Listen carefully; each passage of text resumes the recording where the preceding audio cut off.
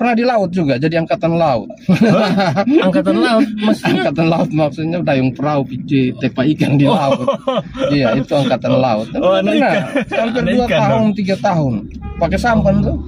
Anak pasir panjang. Iya, kotong anak pasir panjang, kotong kebanyakan mayoritas nelayan lah. Nelayan ya. Dulu nelayan, dan kalau laut itu sudah bagian yang tidak terpisahkan dari kotong penghidup toh. Betul. Untuk 2024 nih rame nih di PD Perjuangan nih di pusat nih. Iya. Kalau PD Perjuangan itu kan sebenarnya susah-susah karena PD Perjuangan itu kotong sudah seluruh pengurus partai sudah memberikan hak prerogatif kepada Ibu Megawati Soekarno Putri untuk memutuskan yang terbaik untuk partai itu kan. Sehingga kotong ini susah-susah sebenarnya. Kotong di komando saja. Ibu Mega bilang begini, kotong ikut gitu, dan ya seperti itu di PD Perjuangan. Kotong tidak bisa bergerak sendiri-sendiri kalau di PD Perjuangan, semua dalam sistemnya.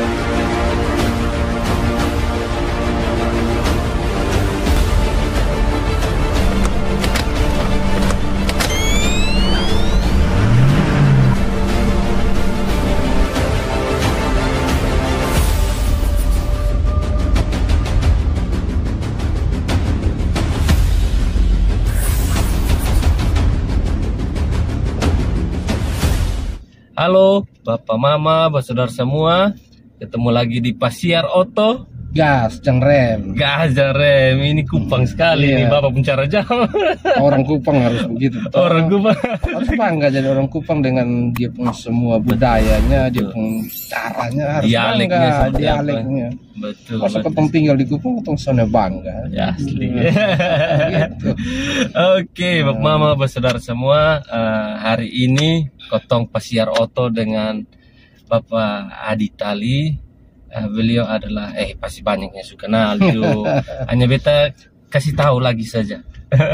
Bapak Adi Tali ini adalah anggota DPRD Kota Kupang periode 2019-2024. Ini periode ini yang sudah ketiga ya Bapak. Wah, luar biasa sekali. Puji Tuhan, Tuhan sayang, masyarakat juga masih percaya dengan Bapak. Oke, sekarang Bapak juga Ketua Komisi 3. Komisi 3 itu membidangi pembangunan infrastruktur. Komisi yang banyak peminatnya, banyak anggotanya, tetapi sedikit mitranya. Ya. Banyak. Jadi di DPRD Kota Kupang itu ada 4 komisi. Salah satunya Komisi 3. Jadi Komisi 3 itu ada 11 orang. Lebih banyak dari komisi yang lainnya. Komisi lain berapa? Itu pokoknya antara ada 9, ada 10, tapi komisi 11 itu komisi 3 itu ada 11. Padahal mitra kotong itu hanya 7, 5 dinas, 2 bagian. Artinya berarti komisi 3 itu ada sesuatu yang khusus ya. Sesuatu yang khusus kayaknya kayak tadi Bapak sempat singgung pembangunan semua di. Ya, semua pembangunan itu ada di situ. Itu kotong mitra itu ada dinas PPR, ada dinas PRKP, ada dinas kebersihan, dinas pemadam kebakaran, dinas perhubungan, dan 2 bagian di sekretariat daerah. Dinas-dinas vital semua. Dinas-dinas yang kalau mau bilang geng itu, geng di lingkup pemerintah Kota Kupang tuh geng. Betul. Kan dia mengurus sesuatu yang semua penting, tapi ini artinya urus pembangunan kota ini. Iya betul, tidak gampang. Ya. Oke Bapak, apa kabar Bapak? Baik, puji Tuhan. Lihat awet muda terus ya. Sutuan. Dari dulu beta ketemu. Dari dulu beta ketemu Bapak Adi ya. Bapak Adi begini saya sudah enjoy santai-santai. Luar biasa. Ini salah satu anggota DPR yang paling jarang terkena isu atau berita-berita miring nih di media nih. Rahasianya apa nih Bapak? Sebenarnya soalnya ada rahasia-rahasia kan tergantung dari ketong tuh. Anggota DPRD ini kan dikasih tanggung jawab, dikasih tugas, dikasih fungsi kan sesuai dengan undang-undang kan. Undang-undang itu sudah mengatur anggota DPR itu harus buat apa, sehingga harus ketong maknai dan menjiwai tugas daripada DPRD. Kemudian ketong harus memahami secara aturan apa sebenarnya fungsi DPRD itu, dan kemudian ada hak-hak yang diberikan kepada DPRD kan. Dengan begitu maka ketong akan menjalankan tugas dan fungsi pekerjaan itu pasti sudah keluar dari apa yang harus ketong kerjakan toh gitu, lurus saja. Kalau beta terus terang beta objektif saja. Kalau sebagai anggota DPR beta objektif, ketong berkawan mitra dengan pemerintah. Tetapi kalau salah beta harus berani menyatakan bahwa itu sebuah kesalahan gitu. Kemudian ketong bicara ya, kalau benar ya benar, kalau dia salah harus ketong sampaikan bahwa dia salah. Jadi saya objektif itu sangat penting dalam menjalankan tugas dan fungsi sebagai anggota DPRD. Begitu. Kalau ketong mengada-ada, hal yang benar juga ketong bilang salah, atau hal yang salah juga ketong bilang benar, tentunya ketong akan dinilai oleh masyarakat kan, dan pasti ketong akan dibully di apa. Tapi kalau ketong lurus ya silakan saja masyarakat mau ini. Yang penting ketong sudah melaksanakan tugas sesuai dengan aturan. Ini kuncinya, berpikir begitu. Bapak di era yang seperti sekarang ya, Bapak di era media sosial ya sekarang Bapak. Sekarang banyak yang pejabat-pejabat yang kerja itu diposting. Dia ada di banyak media sosial ataupun akun palsu gitu. Iya, maksudnya diposting dia punya kerja ini kinerjanya apa. Tapi Bapak salah satu yang sonde. Jarang sekali beta lihat Bapak postingan tentang kerja itu. Maknya orang posting atau beta yang posting. Maksudnya Bapak posting kayak apa ya Bapak kinerja. Iya, maksudnya kalau beta prinsipnya begini, buat apa kau mesti posting? Kasih tahu bahwa kau bikin ini, kau bikin itu kan lepas saja kan. Yang penting yang tadi beta bilang kerja ikut di aturan toh. Karena perlu kau posting kasih tahu bilang, beta anggota DPR bikin ini, beta bikin ini, usah masyarakat tahu lah. Atau pemerintah juga tahu. Pemerintah ini kan sering dengan ketong di sidang-sidang DPRD tuh ada 3 sidang. Ya pasti ini ke pemerintah, kepala-kepala OPD tahu nih ketong anggota DPRD ada buat apa yang ketong lakukan. Jadi kalau menurut beta ya sangat perlu lah untuk harus di posting di media sosial bahwa ketong sudah melakukan, sangat penting buat beta. Yang paling penting apa yang ketong buat masyarakat di lapangan itu kan. Kalau cerita-cerita buat apa? Berarti ini salah satu gaya baru. Soalnya di era keterbukaan yang sekarang banyak yang memanfaatkan media sosial ini untuk memposting apa yang sudah mereka kerjakan, apa segala macam. Tapi Bapak memberikan satu politik yang bisa dibilang ini kembali ke zaman dulu Bapak. Maksudnya maksudnya Bapak mengalir soalnya terlalu ikut-ikut. Kalau beta terserah, beta menikmati jabatan sebagai anggota DPR dan itu karunia Tuhan toh. Beta menikmati saja. Nanti kan ketemu kerja ini kan pasti orang tahu lah.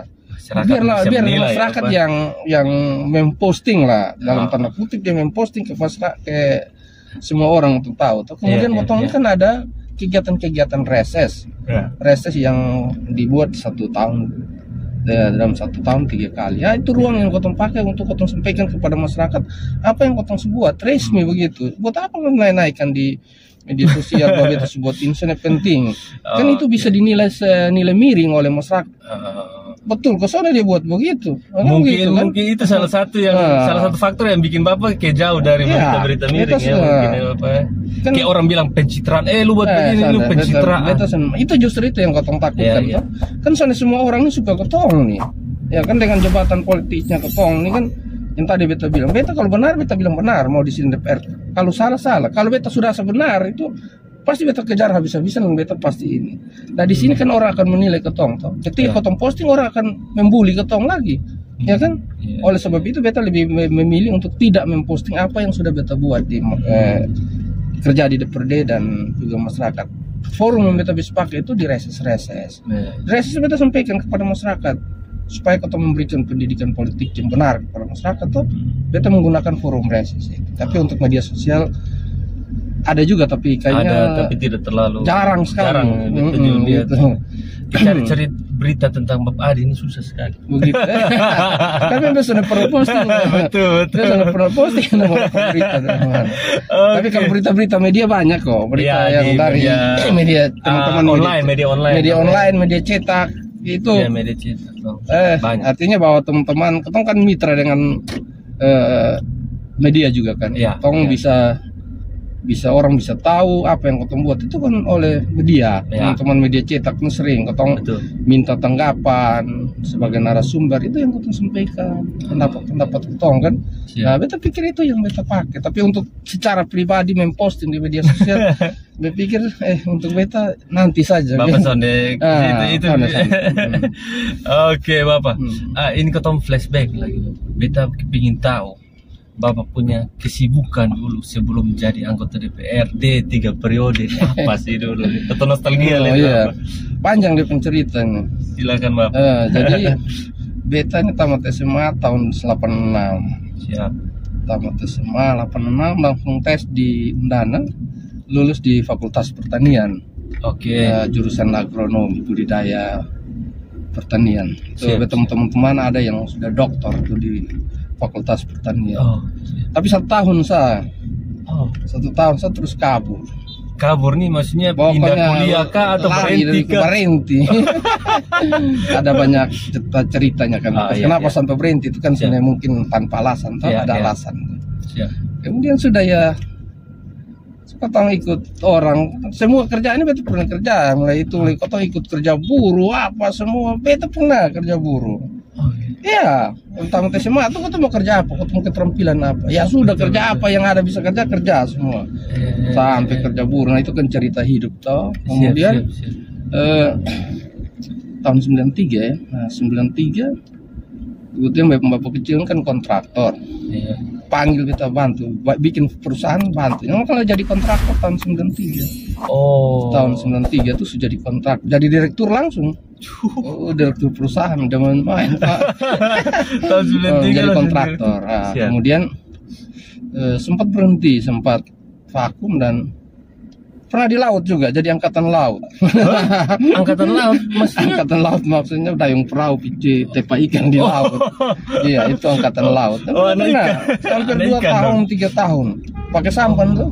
Anak pasir panjang. Iya, kotong anak pasir panjang, kotong kebanyakan mayoritas nelayan lah. Nelayan ya. Dulu nelayan, dan kalau laut itu sudah bagian yang tidak terpisahkan dari kotong penghidup toh. Betul. Itu sudah dengan teman-teman, ada teman yang beli sampan kotong pi, kalau orang istilah orang Kupang bikin tepa ikan di Lampara masih di tengah laut, kotong sudah tepa beli ikan berarti over di darat. Over lagi. Kemudian tahun 2000 kembali lagi jadi kontraktor. Jadi kontraktor mulai sudah itu, dan teman-teman mulai kontraktor terus.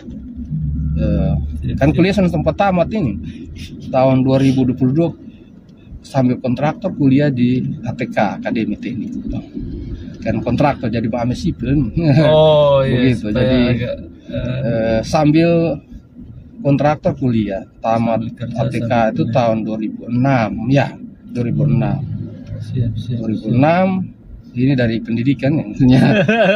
2006 terus 2018 2015 16 beta lanjut di Politeknik, ambil teknik sipil juga, dan selesai tahun 2018. Itu yang artinya itu sebelum DPR dan juga setelah DPR pendidikan. Jadi beta banyak lah kerja.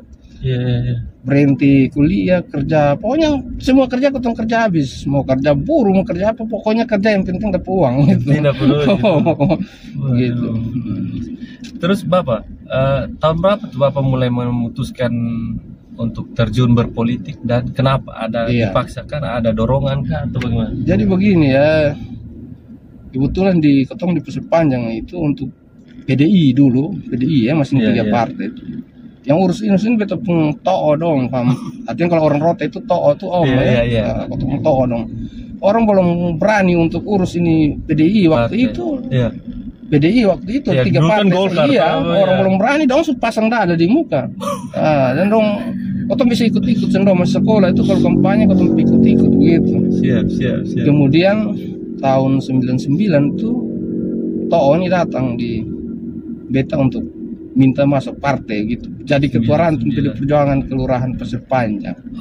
Tapi waktu itu dia bilang Toh, kotong ini masih terlalu muda, kotong belajar, Toh dong pegang dulu, nanti sambil belajar. Gitu. Siap. Kemudian tahun 2003 ketua datang lagi. Coba formulir memang. Isi formulir kok ikut khusus kader pertama. Di PD Perjuangan di nama KKP pertama, khusus kader pertama. Sudah kita ikut kursus 1 minggu, pulang datang pas ada konsolidasi partai, langsung sudah dong pilih beta jadi ketua ranting PD Perjuangan. Jadi di awal karir politik langsung. Iya, ikut jadi ketua ranting PD Perjuangan Kelurahan Pasir Panjang. Tahun 2006 itu ada konsolidasi lagi untuk pemilihan pengurus baru. Teman-teman di kelurahan di ranting itu pilih beta jadi ketua PAC Kecamatan Kelapa Lima. Waktu itu belum mekar, Kecamatan Kelapa Lima dan Kota Lama belum mekar. Masih Kecamatan Kelapa Lima. Sudah jadi ketua PAC.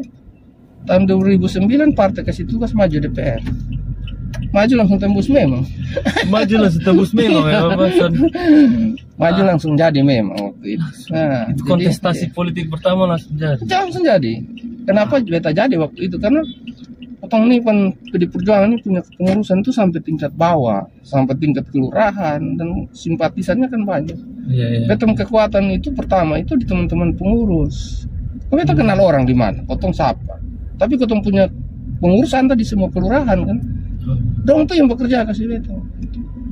Artinya dong yang memperkenalkan kepada masyarakat 2009 begitu. Jadi sebenarnya Soalnya ada apa ya? Soalnya ada ambisi untuk mau menjadi begini.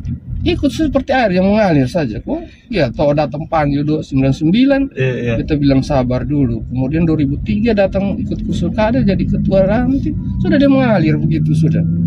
Dan sampai 3 periode. Sampai 3 periode. Luar biasa ya.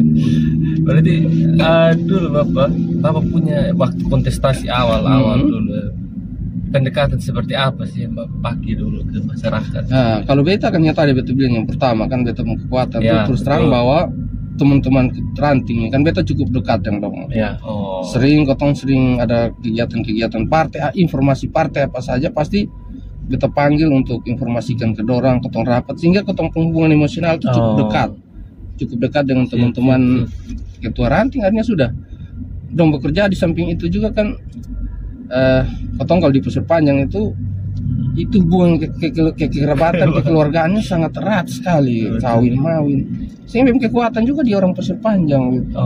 Orang Pasir Panjang, orang gereja semua ya sudah. Pada saat pemilihan kita punya trik-trik khusus untuk seperti apa ya, kita ikut saja enjoy saja gitu. Kan pada akhirnya kotong yakin bahwa semua Tuhan yang tentukan toh. Kotong biar usaha, kalau Tuhan bilang sonde. Gitu. Oke Bapak. Tentunya Bapak ya, di waktu mensosialisasikan diri, waktu pertama dulu, terus di periode kedua dan ketiga ini kan tentunya pasti beda. Ya Bapak. Mungkin Bapak bisa cerita sendiri perbedaannya apa sih? Ya kalau yang pertama itu kan orang belum kenal kotong. Di periode pertama kotong ke kelurahan ini paling yang kenal kotong hanya ini pengurus, tapi dong sambil membantu. Tapi setelah jadi kan kotong sudah tinggalkan masyarakat gitu. Setelah jadi pertama terus bekerja untuk kotong dekat dengan masyarakat. Ada kegiatan sosial, kegiatan kemasyarakatan. Dong undang kotong pergi gitu. Akhirnya kan kotong dekat. Karena beta sudah punya pakai trik-trik khusus. Tapi menurut beta kotong harus jaga sama orang, kepercayaan masyarakat jaga. Sehingga ketika kotong datang lagi, dong masih mau kotong gitu. Kalau kotong sudah jadi terus kotong pernah dekat dan dong datang kedua kali usir kotong gitu. Jadi gitu. Soalnya ada yang sudah jadi, waktu belum jadi kotong ketemu gampang. Begitu jadi nanti memang agak sulit ketemu, entah karena sibuk kah apakah. Kalau beta kayaknya paling gampang ketemu beta. Yang pertama di kantor kalau beta. Beta tiap hari masuk kantor. Benar beta. Hari Sabtu jadi Bapak. Ini kan ada mau berjanji. Kadang-kadang hari Sabtu beta datang karena harus ada pekerjaan yang harus kotong kerjakan toh. Kalau beta tuh paling terlambat setiap hari itu jam 10 besok di kantor. Paling terlambat itu. Kalau soalnya ada kegiatan-kegiatan lain gitu, pasti jam 10 besok kantor atau jam setengah 9. Kenapa beta harus ke kantor? Memang kotong harus ke kantor gitu. Gitu kan? Kan tertib kotong jelas masuk jam 9 pulang jam 2. Terus ada hal penting yang beta harus masuk kantor karena harus masyarakat punya titipan urusan semua kotong harus pergi dan kotong selesaikan gitu. Sehingga kotong mencintai pekerjaan ini. Kalau beta biasa bilang teman-teman, kotong kalau sana mencintai kotong pekerjaan, maka pekerjaan itu juga bisa jauh dari kotong gitu. Mungkin karena beta mencintai pekerjaan beta sebagai anggota DPR, maka bisa 3 periode. Begitu. Harus. Kan orang ini kan berkat Tuhan yang kotong sudah menikmati. Kotong sudah dapat jadi anggota DPR. Tapi kotong tidak mencintai kotong pekerjaan sebagai anggota DPR. Otomatis kan kalau menurut beta ya bisa saja itu pekerjaan anggota DPR itu sebagai anggota DPR nanti kedua lu tahu usah lagi. Karena sudah mencintai beta.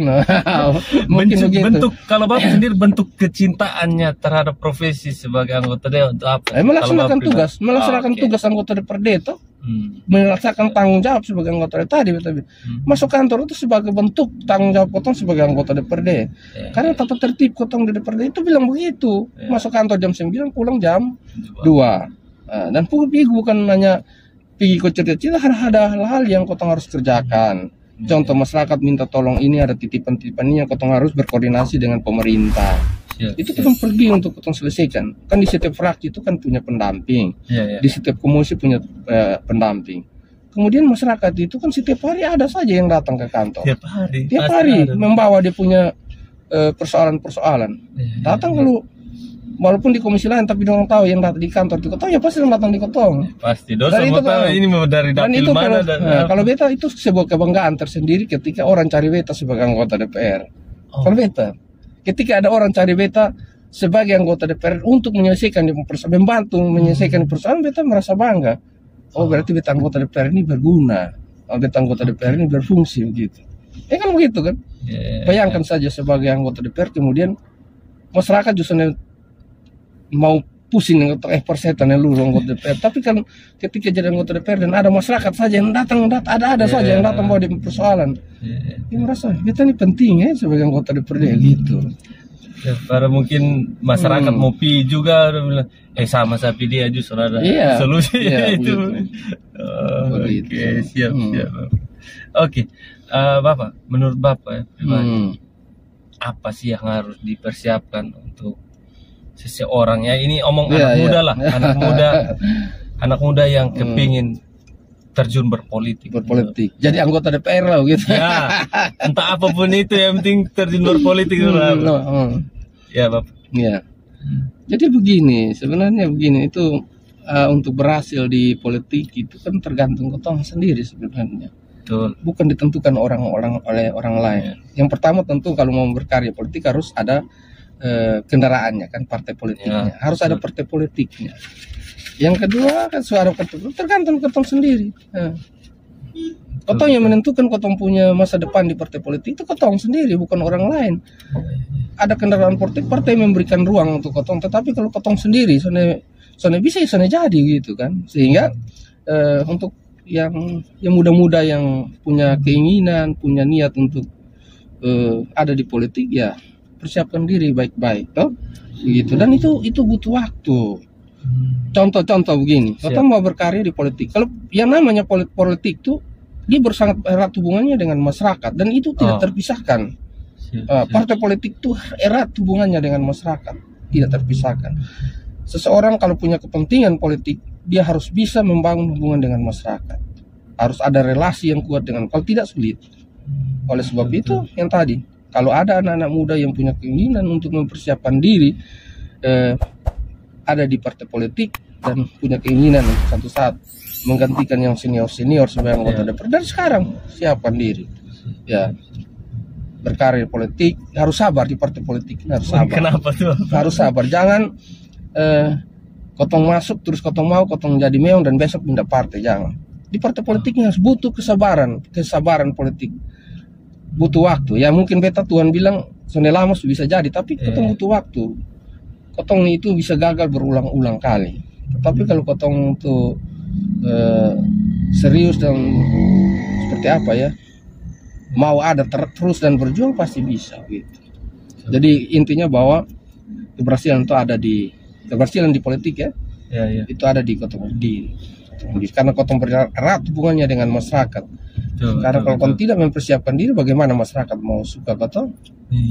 Ya, masyarakat mau pilih Gotong, gitu. Kan sana bisa orang lain datang bilang ini anak mau maju jadi tolong, sana bisa. Ketika orang beta memperkenalkan orang, contoh Bepana saja, beta mempersiapkan dia untuk menggantikan beta, toh. Tetapi dia tidak bisa mempersiapkan diri dia secara baik, beta tidak mungkin bilang orang dan pilih dia, belum tentu. Orang pilih beta belum tentu otomatis pilih dia, belum tentu. Contoh beta pun segmen pemilih yang ada di Kecamatan Kelapa Lima dan Kota Lama.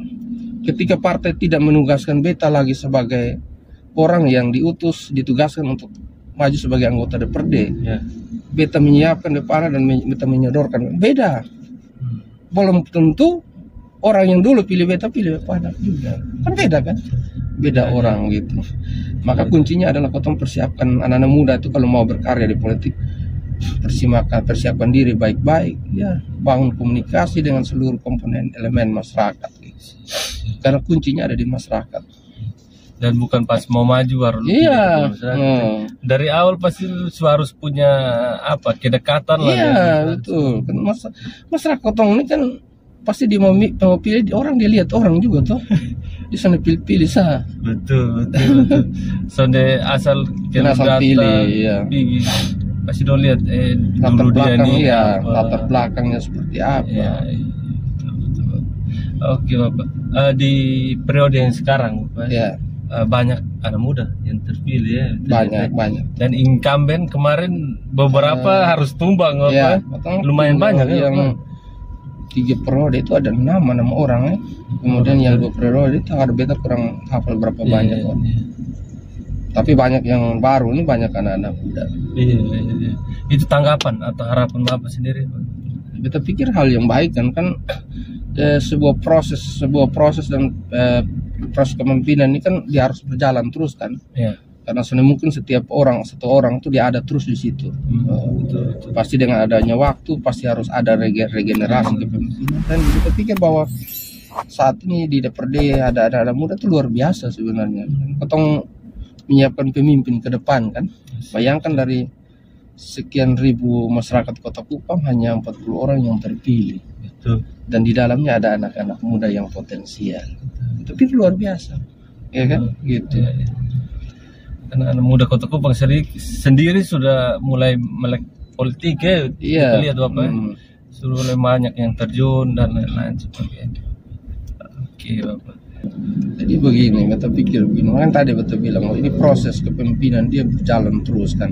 Atau bicara dari sisi segi politik ya. Kepemimpinan baik di partai politik, sebagai pemimpin di partai politik, sebagai pemimpin nanti di legislatif, sebagai anggota legislatif maupun eksekutif dalam wali kota, kepala daerah. Kepala daerah ini kan harus dari partai politik kan. Sehingga kalau tempat anak muda yang ada di Kota Kupang dan juga NTT, kita pikir bahwa ruang politik terbuka, sangat terbuka untuk anak-anak muda ini. Mari, kalau punya keinginan, mari sama-sama merapat ke partai politik untuk kemudian kita belajar sama-sama. Belajar kan di partai politik itu ada proses kepemimpinan di situ sebenarnya. Ada proses regenerasi, ada proses kaderisasi di situ. Sehingga mari datang dan belajar. Tidak jadi di partai politik ini tidak harus jadi anggota DPRD, tidak harus jadi kepala daerah, iya kan? Kalau semua orang mau jadi anggota DPRD, Kota Kupang ini yang 40 sah. Terus kalau semua orang yang ada mengurus partai politik terus mau jadi anggota DPRD, kan sana mungkin. Tetapi di partai politik ada proses yang tadi bilang, ada proses kepemimpinan yang terjadi di situ. Pembelajaran untuk potong semua di situ. Sehingga mari bergabung dengan partai politik. Dari politik kita bisa memberikan kontribusi untuk ini daerah toh. Gitu. Aku tahu apa salah Pak. Nanti tinggal kaca.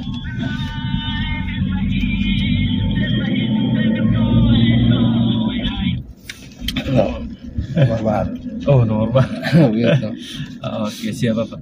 Kalau omong-omong partai politik, untuk yang awam politik, Iya. sebaiknya kalau dia mau masuk partai politik, ya Bapak, dia harus memilih partai politik yang seperti apa sih Bapak?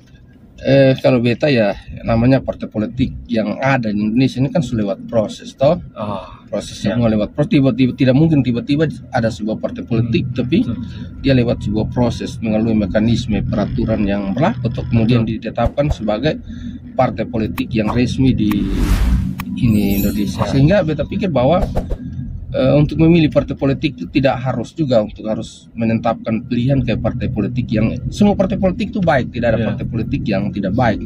Mungkin visinya berbeda, visi misinya berbeda, tapi tujuannya satu. Sehingga anak-anak muda kalau punya keinginan silakan memilih ini partai politik yang ada di ini, yang diresmi diakui oleh negara atau gitu. Sebetulnya terasa bahwa terbuka. Tidak harus memilih khusus ke satu partai. Kalau beta bilang pilih partai ini politik PD Perjuangan, kan juga nanti orang bilang memangnya PD Perjuangan saja, begitu kan? Atau pilih partai politik ini. Tetapi kalau beta partai politik ini kan sudah resmi toh, tinggal bagaimana memilih kan? Kan tentunya kan tidak asal memilih ketika mau bergabung sebuah partai politik. Ini anak-anak muda ini pasti melihat visi misinya partai politik ini seperti apa, sesuai dengan daerah kotong ini. Yang layak kotong masuk ke partai politik ini yang mana begitu.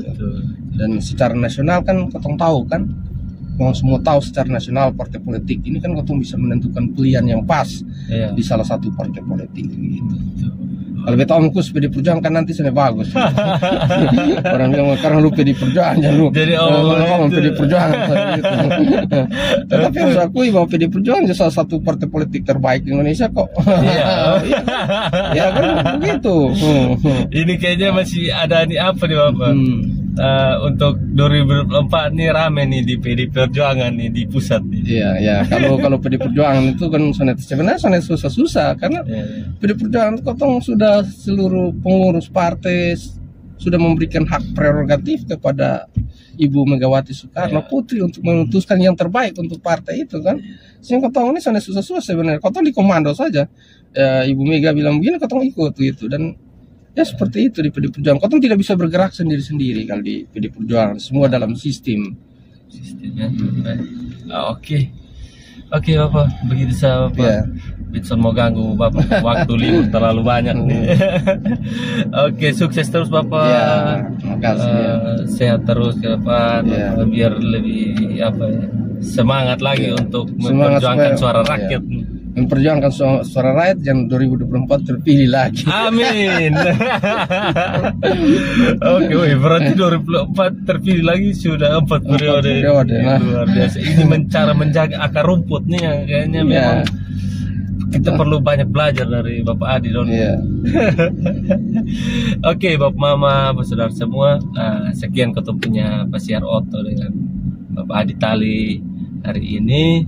Mohon maaf kalau ada salah-salah kata atau ada yang kurang-kurang. Bapak Adi juga minta mohon maaf kalau ada salah-salah kata atau yang kurang-kurang. Beginilah anak muda Bapak. Oke, Bapak Mama saudara semua, ambil yang baik, buang yang menurut Bapak Mama saudara semua kurang baik, atau jadikan itu pelajaran untuk ke depan, diterapkan di kehidupan kita masing-masing. Oke, Bapak Mama, saudara semua, sampai ketemu di video berikutnya. Merdeka. Merdeka.